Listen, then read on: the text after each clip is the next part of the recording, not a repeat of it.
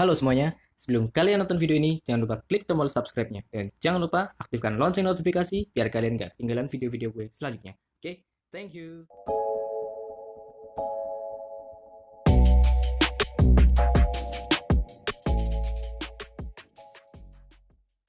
Halo semuanya, kembali lagi di Viv bersama gue Fajri. Dan terima kasih buat kalian yang sudah klik video ini tonton sampai habis. Buat kalian yang belum subscribe, silahkan subscribe dulu nih. Tinggal klik tombol merah yang ada di bawah ini, gratis, nggak bayar sama sekali. Itu 5 detik dari sekarang ya buat kalian subscribe. Oke, 1, 3, 5. Oke, udah. Yuk kita langsung aja ke videonya. Nah, di video kali ini gue bakal bahas tentang anak-anak ini. Iya, nih anak-anak yang masih imut-imut ya, yang masih dapat THR banyak dari om-omnya, dari tante-tantenya, tapi malah disimpan sama ibunya. Sini baik ibu aja yang simpan duitnya, kalau kalian ikut kan nanti kalian uangnya habis.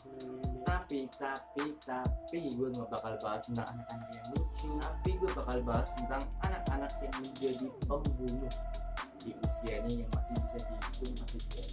Sebuah prestasi yang membuat orang tuanya cukup terharu. Seperti apa ceritanya? Kita langsung aja ke videonya. Anak yang pertama adalah Eric Smith. Eric Smith terlahir di New York, Amerika Serikat, di keluarga yang cukup bahagia sebenarnya. Di tanggal 22 Januari 1980. Ia disebut-sebut sebagai anak yang lucu, anak yang menyenangkan, dan anak yang suka bersosialisasi juga ya. Namun perilakunya sedikit demi sedikit berubah seiring berkembangnya Eric. Eric didiagnosa mengidap penyakit intermittent explosive disorder. Penyakit ini biasa dikenal sebagai penyakit mental yang membuat pengidapnya menjadi bertingkah kasar dan kejam. Eric lebih dikenal sebagai bocah yang sering dibully di sekolahnya, dan bahkan di saat umurnya baru menginjak 10 tahun, ia pernah ditahan oleh polisi karena mencoba membunuh temannya dengan menggunakan pensil. Beberapa bulan kemudian, Eric bebas setelah mendapatkan jaminan dari orang tuanya. Namun, peristiwa ini menjadi awal dari hilangnya bocah berusia 4 tahun yang bernama Derek Robin. Pada tanggal 2 Agustus 1993, ketika Eric berusia 13 tahun, dia mengendarai sepedanya ke perkemahan musim panas di taman setempat. Dan Derek Robin yang berusia 4 tahun menuju ke camp yang sama dengan berjalan kaki. Lalu Eric melihat Robby dan memaksanya untuk ikut ke hutan terdekat. Di tempat tersebutlah Eric menyiksa dan membunuh Robby.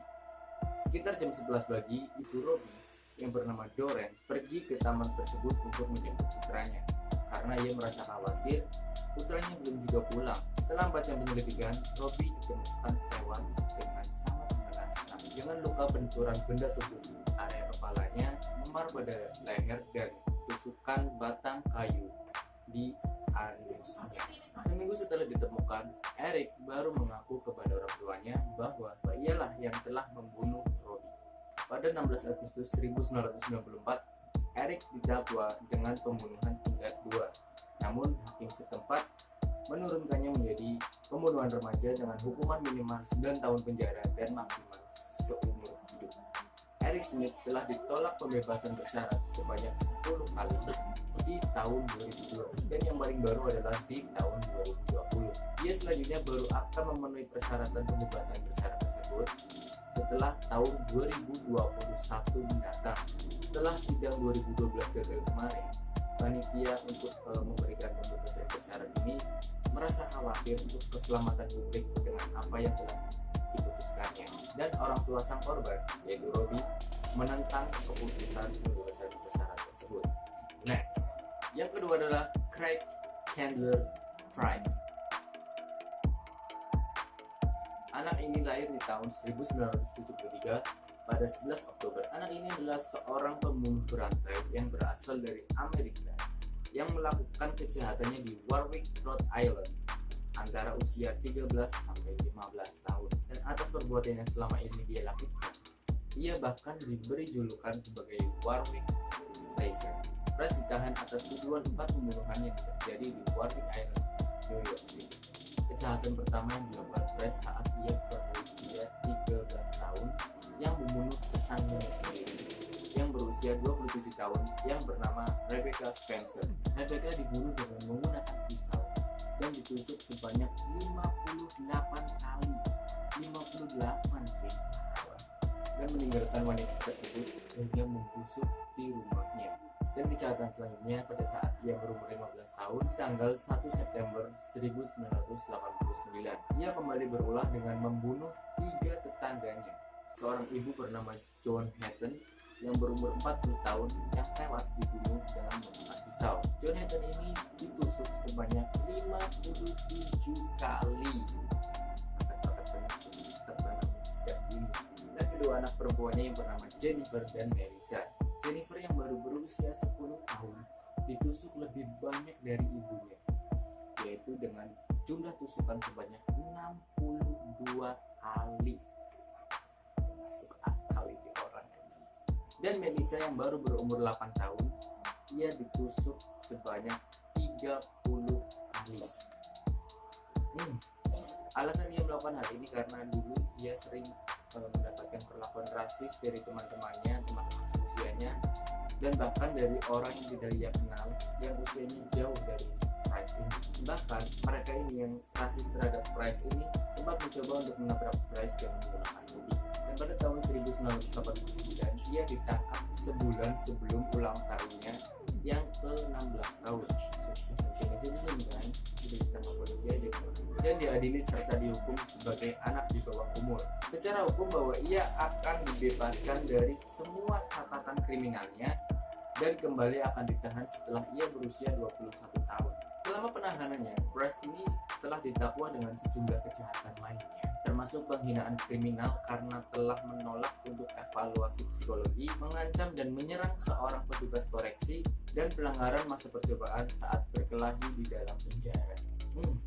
Dan bukan hanya itu saja, dia masih banyak hukuman tambahan lainnya, seperti saat dia dipindahkan dari Rhode Island ke Florida. Namun saat di Florida pada tanggal 29 Juli 2009, Price terlibat perkelahian dengan tahanan lain. Bahkan salah satu dari petugas yang mencoba meleraikan perkelahian tersebut, dia malah tewas tertusuk jari-jari buatan Price. Kejahatannya sampai di sini enggak dong, pastinya masih banyak lagi, dan ini salah satunya pada tanggal 4 April 2017. Price menusuk sesama napi di lembaga permasyarakatan Suwanee di Live Oak, Florida dengan pisau buatannya sendiri. Akhirnya pada 18 Januari 2019 ia dijatuhi hukuman tambahan selama 25 tahun. Next, yang ketiga adalah Lionel Ted.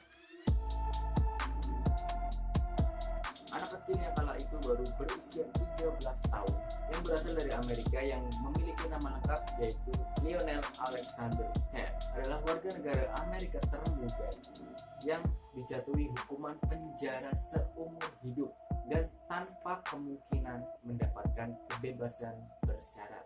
Pada Januari 2001 ia dinyatakan bersalah atas pembunuhan tingkat pertama atas kematian di tahun 1999 dari korban yang bernama Tiffany Eonick yang berusia 6 tahun yang berasal dari Boat County, Florida. Cerita ini berawal pada saat Kathleen, yaitu ibu dari Ted ini, meninggalkan Ted dan Tiffany sendirian di kamar lantai atas. Sang ibu pergi ke lantai bawah untuk menenangkan anak-anak lainnya. Namun 45 menit kemudian Ted memanggil ibunya dan mengatakan bahwa Tiffany sudah tidak bernapas lagi. Dia mengatakan bahwa saat mereka bermain, kepala Tiffany terbentur meja. Meskipun ini dianggap sebagai kecelakaan, namun polisi setempat tidak mau tahu dan menganggapnya ini sebagai pembunuhan. Namun berbeda dengan apa yang dituturkan oleh Ted. Ted dihukum karena telah membunuh Tiffany dengan cara menginjak kepalanya dengan sangat kuat, sehingga bagian hatinya hancur, kaki dan lehernya mengalami luka yang serius. Lukanya yang lain termasuk tulang rusuk yang patah, tengkoraknya yang retak, dan otak yang membengkak. Luka-luka ini dicirikan oleh penuntutan sebagai mirip dengan luka-luka yang dialami oleh orang atau korban yang jatuh dari gedung lantai 3 dalam menjatuhkan hukuman penjara seumur hidup kepada Ted. Hakim mengatakan bahwa tindakan Lionel Ted ini bukan tindakan anak-anak yang lucu. Ya gimana ya Pak Hakim? Ini nggak ada lucu-lucunya dong Pak Hakim. Kenapa Anda bilang ini bukan tindakan anak-anak yang lucu? Dan siapa yang menganggap ini sebagai lelucon? Pak Hakim.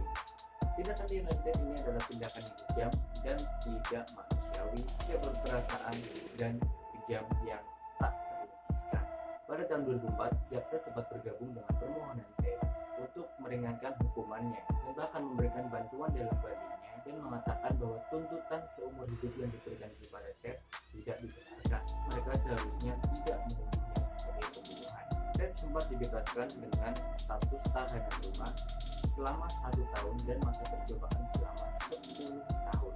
Namun setelah diberi keringanan tersebut, pada tanggal 23 Mei 2005, Ted didakwa dengan perampokan bersenjata dan pelanggaran masa percobaan serta mengancam pengantar pizza.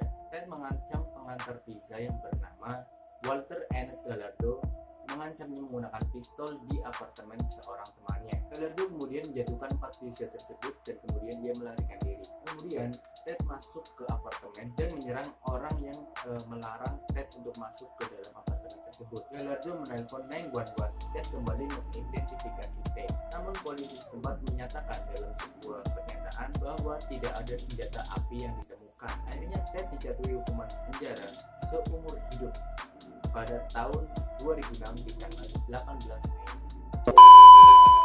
Yang keempat adalah Jasmine Richardson.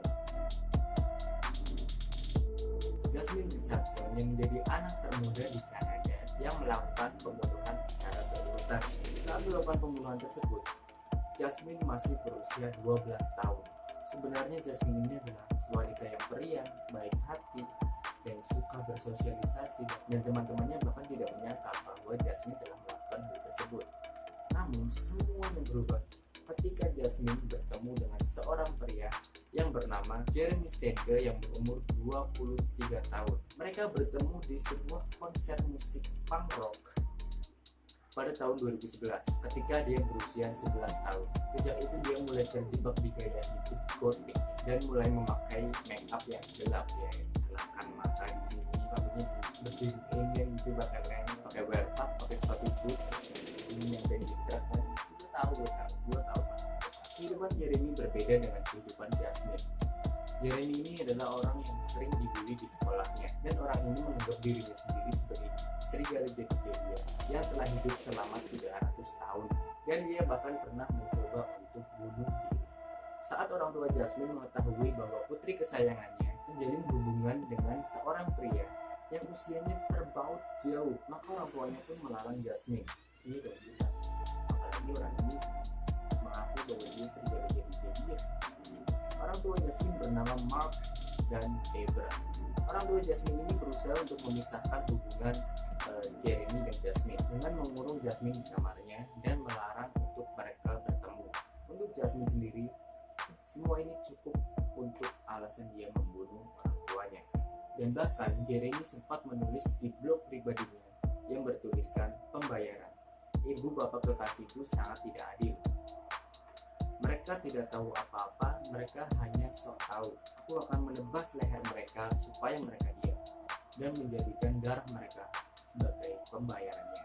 Tapi menurut laporan polisi setempat, rancangan untuk membunuh Mark dan Deborah ini datang dari email yang dituliskan oleh Jasmine itu sendiri. Dia memberitahu pacarnya tersebut tentang rencana jahatnya. Dia menuliskan, kita mulai dengan membunuh orang tuaku dan kemudian berakhir dengan kita hidup bersama. Bucin itu bukan bucin lagi, goblok.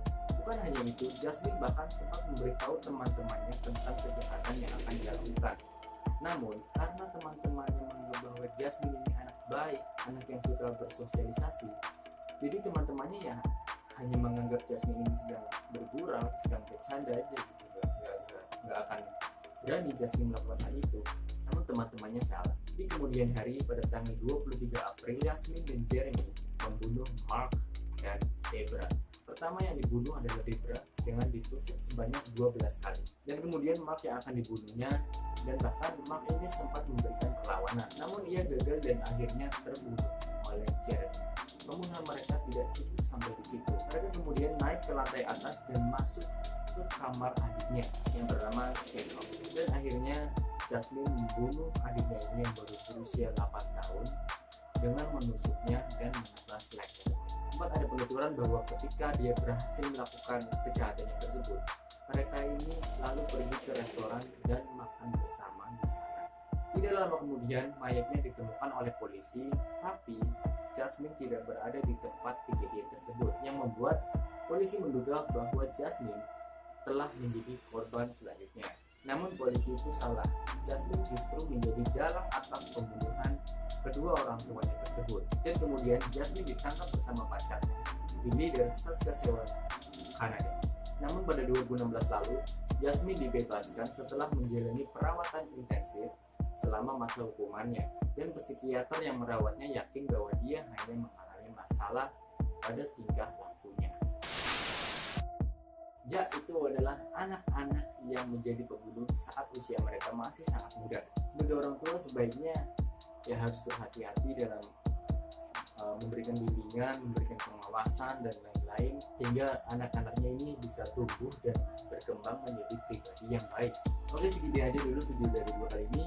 Kurang lebihnya mohon maaf, dan buat kalian yang belum subscribe silahkan subscribe dulu dan nyalain lonceng notifikasinya biar kalian tahu kalau gue udah upload video selanjutnya.